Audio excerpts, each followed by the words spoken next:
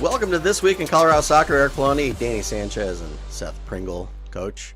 Regular season is complete. Yes, Buffs it is. finished third in the table. One match last week, finished up against Kansas, and then a little bit of scoreboard watching. But talk just a little bit about the match. Finished up with a win. Great goal late from Reagan Kauchow on a free kick. Yeah. Talk a little bit about the match. Yeah, we came out pretty well. Kansas is a tough team to play, especially at their place on senior day. And there was, like you said, we still had a chance to win the league. There was a lot of moving pieces going on. But what a fantastic first goal. Jordy plays the goal kick long, and Emerson just good composure laid out to Reagan. And Reagan, a one-time bent ball behind the defense. And Hope Leba does the Hope Leba thing. She scores the goal. We're up 1-0. We carried that to the half. Like I told Seth after the match, I think the end of the first half was a precursor for the second half because we were defending too deep. We were blocking shots. Jordy was making her saves. We were doing fine. We were giving up too many corners. Foreshadowing again. But then you start to get to those 10 minutes to go in the game. You're like, well, let's just ride this out. Well, we give up a corner kick and a great block by Joe, and a fantastic goal by them. Great corner and smashing header. Sometimes you just have to concede that 1-1. But I really like how we responded. We changed a little bit. It's almost like it was a reset for us. All of a sudden, Jace Hawley gets in, has a great opportunity. Boom, we win the ball back. And on the game-winning, the setup for the game-winning goal, Reagan plays a nice ball into behind Hope. Hope, what hustle to keep the ball alive, crosses it. Jace gets fouled at the top of the box. And, we like I told Seth after the match as well, we haven't had a lot of set pieces around the 18 this year. And Ava and Reagan are on it, and we just let them kind of do their thing, and Reagan picked out a great spot and buried it, and then we rode out the last couple minutes. So it was a great win on the road against a top 15 RPI team. So it couldn't have been any better way to finish the season with a win at Kansas. Yeah, so the top 8 is finalized. Buffs will play on Monday, taking on UCF. So there was a little bit of movement because it looked like we were going to play Kansas again. Yeah. Still might get Kansas again because the Kansas West Virginia match would be the second game of the tournament down in Texas. So talk just a little bit about, obviously, 8 great teams. BYU was able to sneak into the top 8. So that's a team that, even though they're 8th, they could win the whole thing. Yes. I mean, it's crazy, top to bottom. All 8 teams will be in the NCAA tournament, so there's a little bit of pressure off. But yeah, like you said, I think these are the top 8 teams in the league. I think TCU's won the league, and deservedly so. And obviously they have the advantage of being at home, which it's fine, But for us, Central Florida has playing really well. They've given up the least amount of goals in the league this year, maybe 12. They had a nice win over BYU on the Monday, and then they have to travel to Texas Tech for their senior day, their last game, and scoreless draw, pretty even match. So it's going to be a huge challenge for us. But there's a reason they're 23, 24 in the RPI. It's just the league this year is that league where every game's going to be like that. And so we play 7 p.m. Colorado time, 8 p.m. local time. So the 4th game of the day. So we'll see how that TCU field holds up after all that. But we'll head out and get some training in on Sunday, and excited for Monday night and a chance to compete for a championship again. We were kind of close in the regular season, off by a couple points, I think. But now we have another opportunity. All right. Well, Seth, what do you got for team notes? I think, just adding on to the successful season we've had, the 2 goals at Kansas and a couple assists, and you put them all together in points. So, new records, surpassing 2018 totals of goals, assists, and points this season. And, still, a whole tournament and NCAA tournament to go.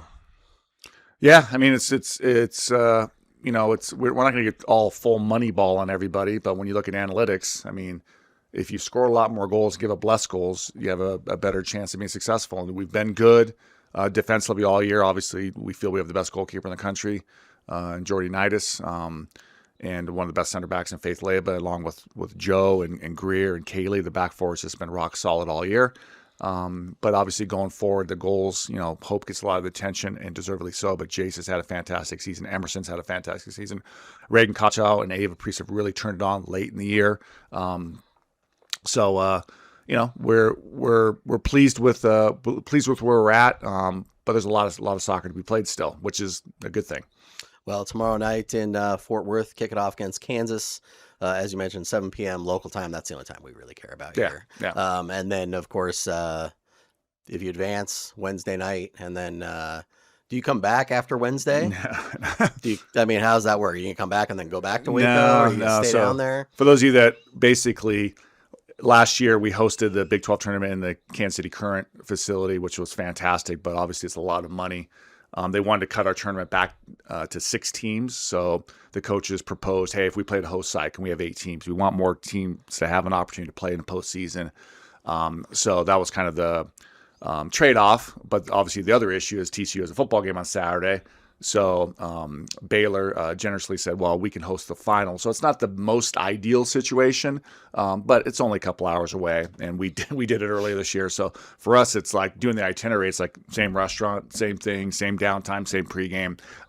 So hopefully we have that opportunity. Like you said, if we're able to advance Monday, we'd play at 6 p.m. Colorado time on Wednesday against the winner of Kansas and West Virginia. And then obviously on the other side of the bracket is, TCU, BYU, Texas Tech, and Baylor. So you'd like to think, but if you look at it all, West Virginia's finished undefeated in conference and didn't win the league. It's a really, really brutal league this year, which is good because, like I said, we got the 8 teams in the tournament for sure. Yeah. I think any of these 8 teams can win this tournament. Yeah, and I guess. Seth, go ahead, and then I'll chime in with. I was just going to chime. So you're saying more Texas Roadhouse is on the table? There's, and unfortunately, Olive Garden. Our athletic director, Rick George. Don't tag Olive Garden in this week's episode. Yeah, exactly. Unfortunately, Olive Garden. The breadsticks are the best part, though. The players like it, and I'll leave it at that. Rick George generously handed over the Rick George, Nancy George credit card.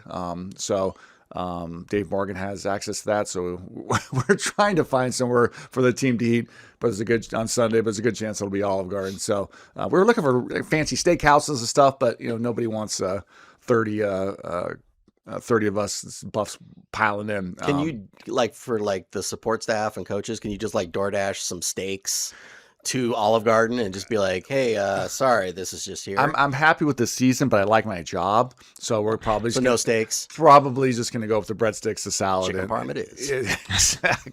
Exactly. But yeah, to your point, yes, Seth, there'll be a Texas Roadhouse in there somewhere probably.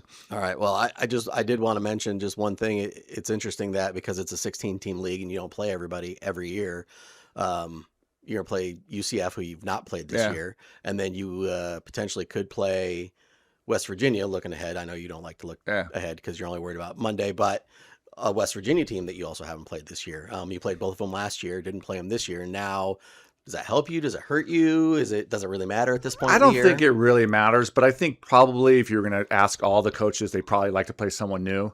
There was a very good chance if West Virginia, if UCF didn't tie Texas Tech, we would have played Kansas again on Monday. I'm not sure either team would be in love with that. Maybe Kansas for the revenge factor.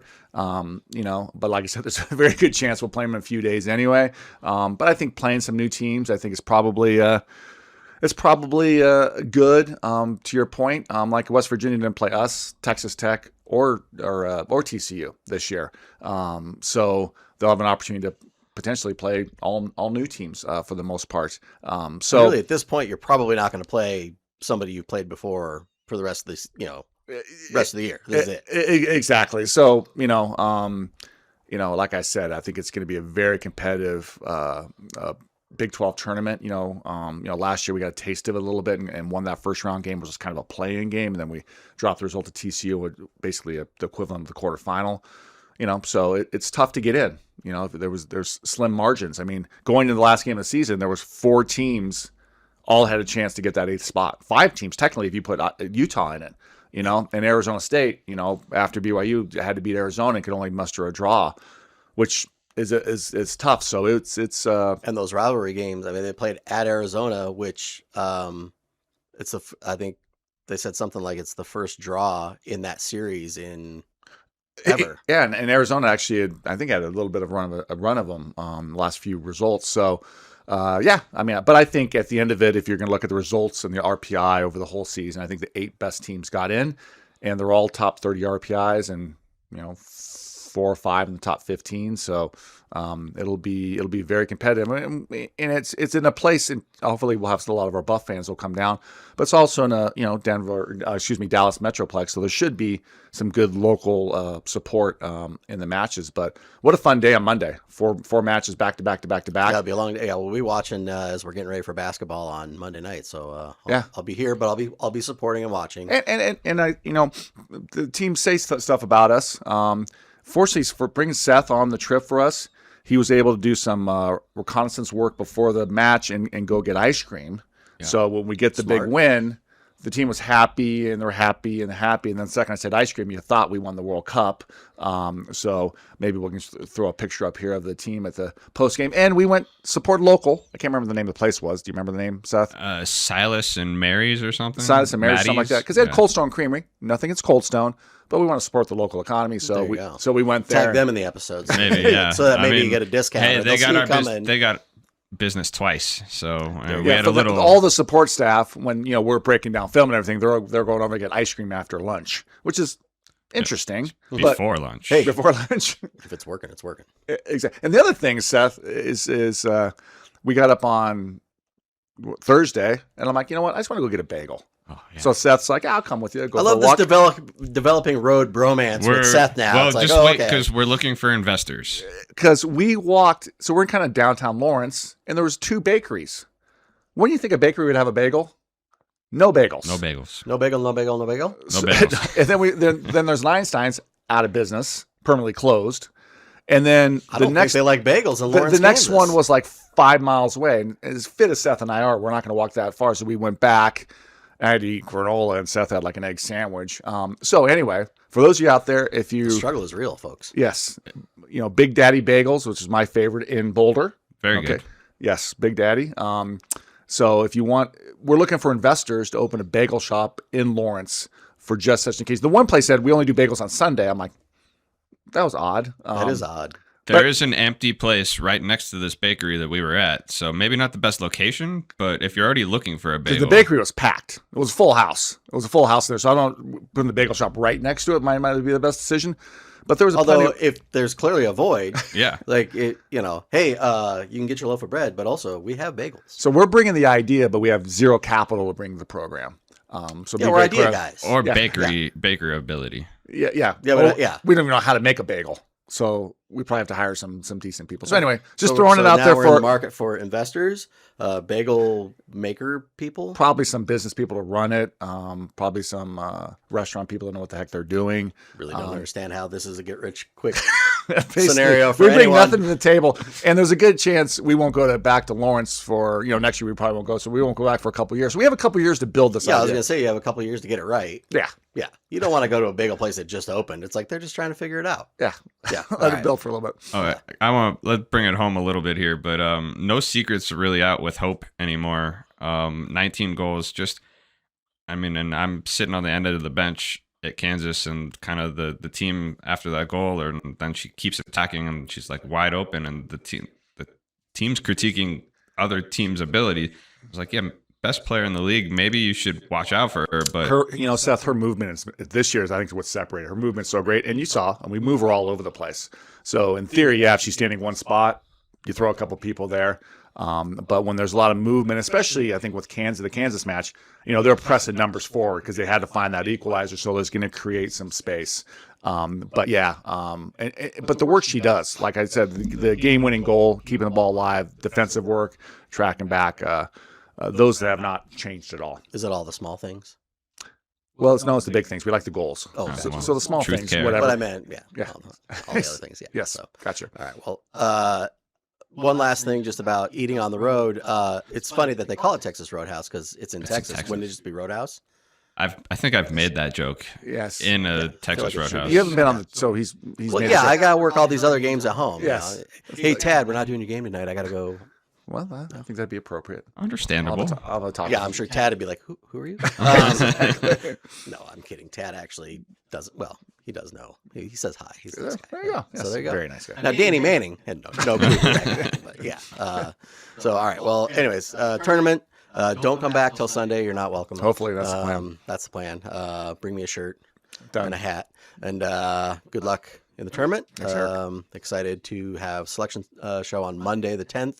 So that'll probably be our next show. It'll be after the selection show. So good luck. And as always, you can follow us all season long at cbus.com/soccer. We'll see you next week.